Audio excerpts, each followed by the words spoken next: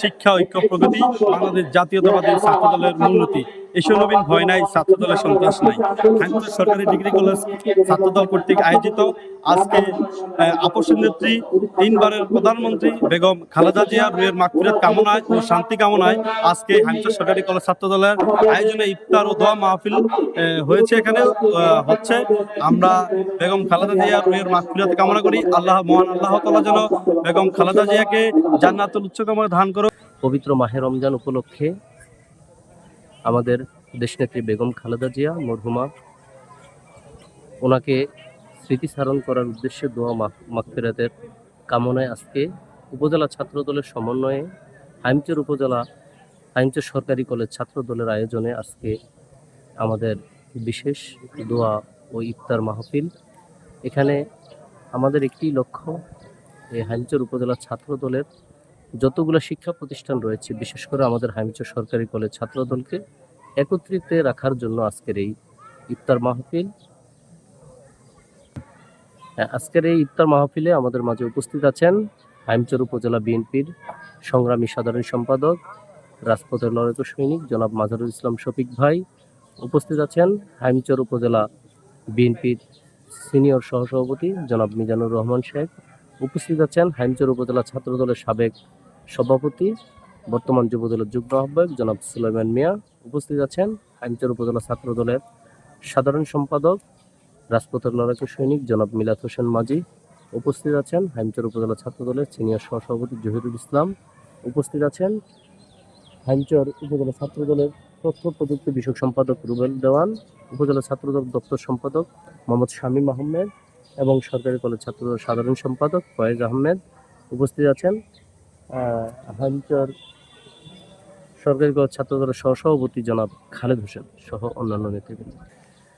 প্রিয় সংগ্রামী উপস্থিতি, আপনারা জানেন আজকে এই আমরা 24 মাহে রমজানের 24তম রমজান পার করব ইফতারের মাধ্যমে। তো আমি হাইমচর উপজেলার সর্বস্তরের জনগণকে এবং হাইমচর সরকারি কলেজ ছাত্রদল এবং উপজেলা ছাত্রদলের পক্ষ থেকে পবিত্র ঈদ উল ফিতরের শুভেচ্ছা জানাচ্ছি। ঈদ মোবারক। মহাবিদ্যালয় ছাত্রদল কর্তৃক এই ইফতার আয়োজন করায় আমি তাদেরকে ধন্যবাদ জানাচ্ছি, কৃতজ্ঞতা জানাচ্ছি। এটাই আমাদের এই মহাবিদ্যালয়ের প্রথম একটা ইফতার অনুষ্ঠান। আমরা আশা করি শুরু করছি, আগামী জীবন যেন চলমান থাকে সে প্রচেষ্টা ছাত্রদলকে রাখার জন্য বিনীতভাবে অনুরোধ করছি। আমি অনেক শিক্ষার্থীর অনুপস্থিত দেখছি।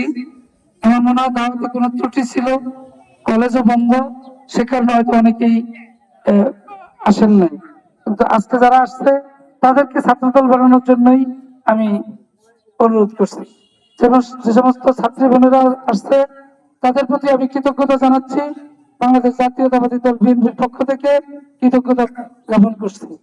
আমরা সকলের সহযোগিতা চাই। আমরা এই দলটি শহীদ রাষ্ট্রপতি জিয়াউর রহমানের হাতে গড়া দল। এখানে যারা ছাত্র দলের উপস্থিত তারা অনেকেই জিয়াউর রহমান সম্পর্কে জানে না, জিয়াউর রহমানকে দেখে না। আমি অনুরোধ করব, যদি জিয়াউর রহমানকে দেখতে চাও তোমরা কেউ, তাহলে আজকের যিনি প্রধানমন্ত্রী জনাব তারেক রহমানের দিকে তাকালেই জিয়াউর রহমানকে দেখা যাবে। ইতিমধ্যেই তিনি অল্প কয়েকদিন, 1 মাস হয়নি এখনো এই নতুন সরকার গঠন হয়েছে, ইতিমধ্যে অনেক দৃষ্টান্ত তিনি রেখেছেন। যারা বলেছিল রাখ তোদের ফ্যামিলি কার্ড, আজকে তাদেরকে দেখিয়ে দেওয়া হয়েছে নে আমাদের ফ্যামিলি কার্ড। কেমন? ইতিমধ্যেই ফ্যামিলি কার্ড 37,000 মায়ের হাতে তুলে দেওয়া হয়েছে। ইতিমধ্যেই ইমাম এবং মুয়াজ্জিনদের বেতন আজকে থেকে চালু করা হয়েছে, আজকে দেওয়া শুরু করছে। ইমাম এবং মুয়াজ্জিনদের, আপনি দেখছেন তো অনুষ্ঠানটি, ইমাম এবং মুয়াজ্জিনদেরকে বেতন দেওয়া শুরু করছে।